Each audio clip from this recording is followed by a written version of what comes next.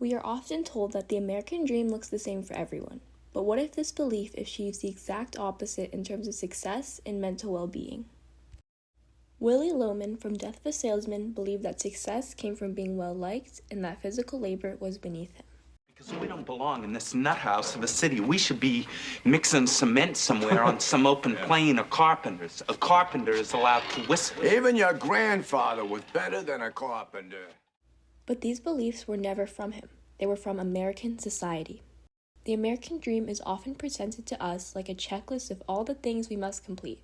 As a result of this, people will stop looking to themselves for their own ideas, but will look to America.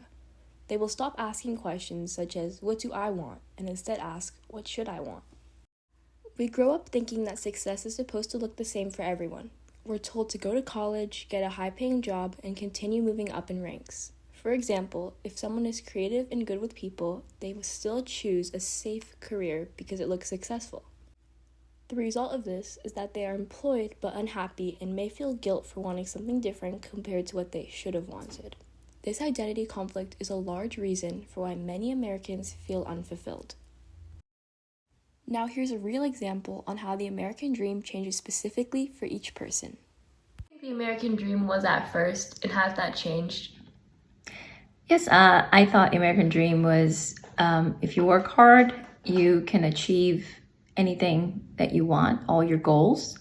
It has changed a little bit because I had to make the American dream fit what I liked and what my likes and dislikes, my hobbies, so that I could find a career and a track that was going to ultimately make me happy.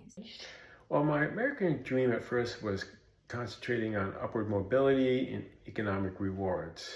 But over time, it's changed to prioritize relationships, family, and the interactions amongst my family, and seeing members of my family succeed. Not just me, but also the members of my family. Thank you. You're welcome. The American dream only becomes successful when you personalize it to yourself.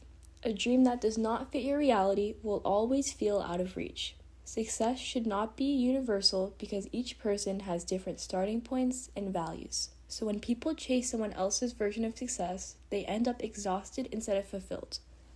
Both people I interviewed started with the same stereotypical dream, but ended up molding it into something different. Once they adjusted the dream to their reality, success became possible. Their stories show that the dream works best when it's flexible. In the end, you should define what success means to you before chasing it, and remember that the dream works best when it looks different for everyone.